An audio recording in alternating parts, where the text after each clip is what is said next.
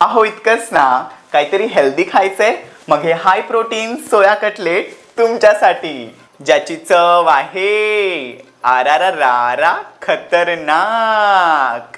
तर मंडळी काय करायचं, कडकडीत गरम पाण्यामध्ये सोया भिजत घालायचा आणि टम्म फुगला ना त्याचं सगळं पाणी पिळून काढायचं आणि मिक्सरला थोडंसं वाटून घ्यायचं. आता भाजलेलं बेसन, कांदा, टमाट, धनेपूड, जिरेपूड, हळद, काळी मिरी पूड, लाल तिखट, आलं लसूण मिरची पेस्ट, मीठ, कोथिंबीर घालायचं आणि सगळं छान मिक्स करून घ्यायचं. आता हवा तो शेप द्यायचा आणि शॅलो फ्राय करायला तयार. आता एक चटपटीत चटणीसाठी काय करायचं, दही, कोथिंबीर, पुदिना, जिरं, मिरची, शेंगदाणे, बर्फाचं तुकडं, चवीपुरतं मीठ घालायचं, मिक्सरला वाटून चटपटीत चटणी तयार. आता पितळाच्या तव्यावरती थोडंसं तेल घालायचं आणि कटलेट ना दोन्ही साइडून मस्त भाजून घ्यायचे.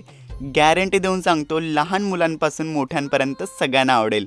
मग आता वाट कशाची बघताय, चटणीसोबत तुकडाच पाडा.